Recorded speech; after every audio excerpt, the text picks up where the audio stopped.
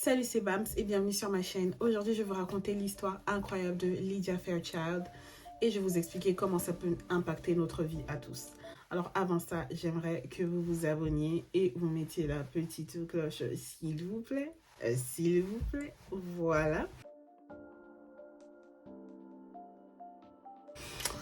Alors cette histoire, ça va se passer en 2002. Lydia Fairchild et Jamie Townsend ont 2 enfants et entre les deux, ça ne va plus trop, ils décident de se séparer.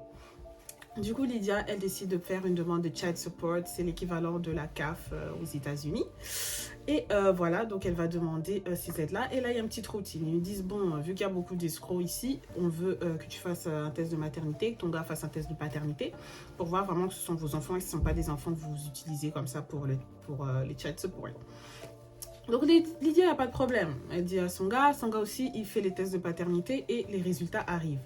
Le labo, ils appellent Lydia et lui disent, meuf, c'est chaud ma bée. Donc, faut que tu viennes au labo pour qu'on t'explique. Non, elle dit, comment ça pour qu'on m'explique? Je sais que le gars, c'est le père de mes enfants. Donc, arrêtez vos histoires. Dites-moi direct et puis donnez-moi mon argent, en fait. Donnez-moi mon argent. Ils disent, madame, viens au labo. Lydia, elle arrive au labo. Et là, ils lui disent, bon, en ce qui concerne Jamie Townsend, he is the father. So, donc Lydia, elle est là, ok, donc s'il est le père... I'm getting that money, so what's up? Et ils disent, oui, mais en ce qui concerne Lydia Fairchild, she is not the mother. Donc Lydia, on lui dit là qu'elle n'est pas la mère de ses enfants. Et elle croit que c'est un prank même, elle dit... Cut the cameras. Dead ass.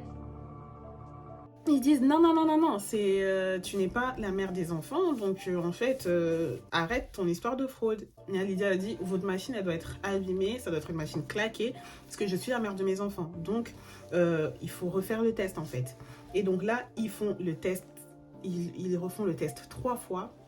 Et là, quand ils regardent les résultats, ça les étonne. Lydia n'est pas la mère de ses enfants. Alors... là, les gens du child support, ils croient à une fraude. Hein. Ils pensent que Jamie a eu ses enfants avec d'autres femmes et il les a pris. Et maintenant, il veut des child support, donc il se sert de Lydia. Faut savoir aussi que Lydia, son père, il avait déjà fait de la prison. Lydia, elle n'a pas d'argent. Jamie, c'est un Afro-Américain. Donc, il y a une succession de préjugés qui font que vraiment les gens pensent vraiment à la fraude. Alors là, on veut arracher les enfants au couple parce qu'on se dit que c'est des gens qui utilisent ces enfants pour avoir de l'argent. Lydia, elle a des preuves. Elle a quand même l'acte de naissance. Elle contacte même le médecin qui l'a fait accoucher. Et là, le juge, il ne veut rien savoir en fait. Il a dit, ouais, contacte les médecins comme tu veux. Tu peux les avoir payés. Il a peut-être honte d'avoir fait une erreur ou je sais pas quoi.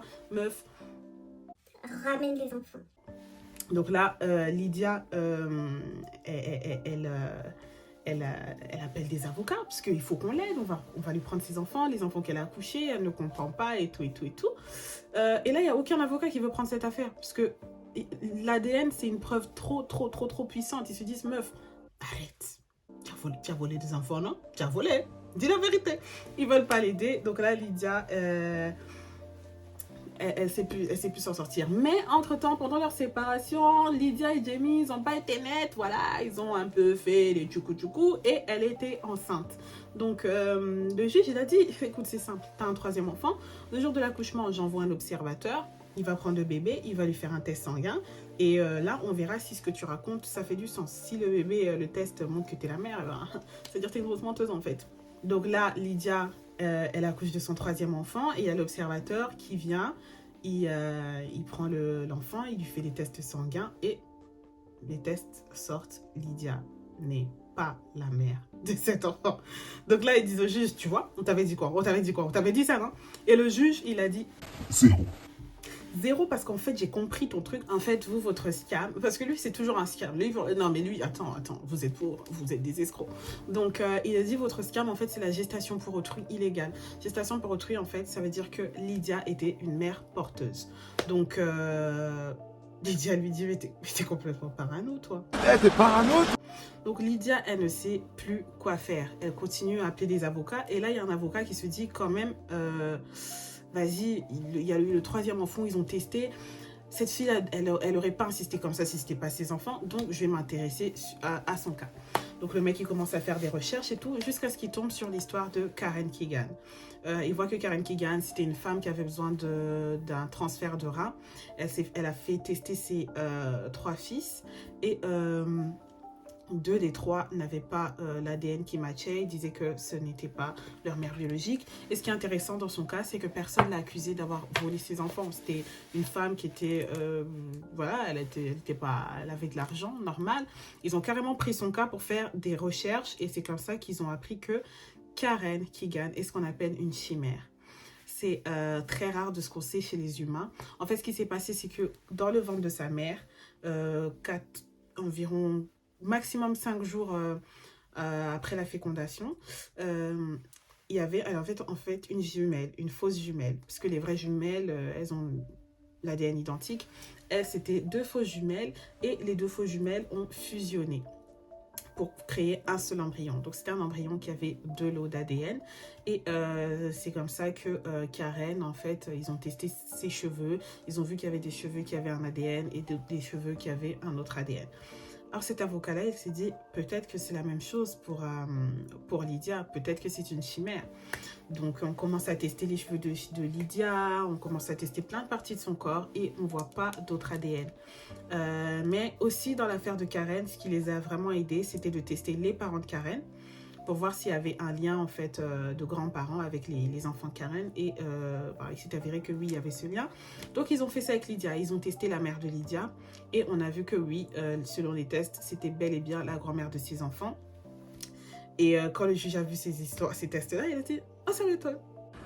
Moi, ça m'étonne. Donc là, il a commencé à faire en mode oh oui, je suis vraiment triste, vraiment la loi se base trop sur l'ADN. Vous savez combien de personnes je n'ai pas envoyé en prison juste en me basant sur les tests. Tu es méchant. Tu es méchant parce que la fille avait tellement de preuves qui disaient que quand même c'était la mère. Ils n'ont pas essayé d'appeler des scientifiques pour essayer de comprendre. Non, c'était direct. Écoute, on va te prendre tes enfants et puis that's it, that's all. Donc, Lydia, là, elle a réussi à garder ses enfants. Elle était hyper soulagée. Et là, ils ont commencé à faire de la science sur elle aussi pour comprendre ce qui s'est passé. Et ils ont testé les cellules de son utérus. Et là, ils ont vu que dans son utérus, il y avait l'ADN qui matchait avec ses enfants. Donc voilà, il y a aussi une TikTokeuse qui est assez populaire, qui est aussi une chimère. Elle avait une tache de naissance, elle pensait que c'était juste une simple tache de naissance. Et un jour, on a fait des tests, on a vu qu'il y avait 2 lots d'ADN sur cette tache et sur le reste de son corps.